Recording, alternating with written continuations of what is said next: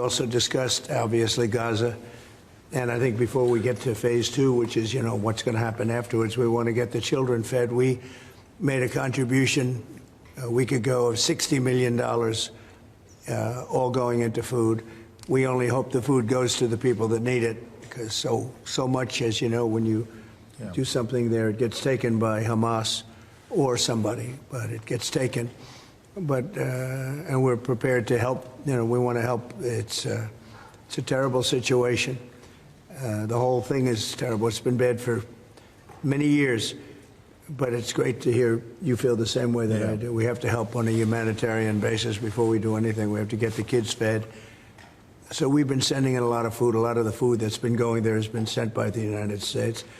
I spoke yesterday with the president of the European Union, Ursula, who was terrific also on the subject, and she's going to play a big role also in helping us. So we have a good group of countries that are going to help with the humanitarian needs, which is food, sanitation, and some other things.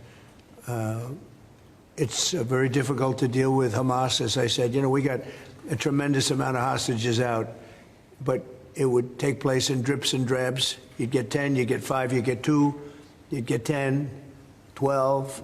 We get 12 one time. Many of them would come to the White House, and they were so thankful. But I always said, when you get down to the final 10 or 20, you're not going to be able to make a deal with these people, because they use them as a shield. And when they give them up, they no longer have a shield. And the people of Israel feel so strongly about the hostages. Some people would take a different view, but they feel so strongly about the hostages.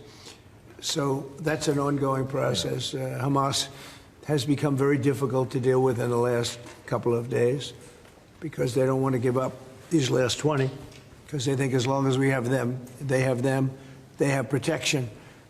But I don't think it can work that way. So I'm speaking to Bibi Netanyahu, and we are coming up with various plans. We're going to see. It's a very difficult situation.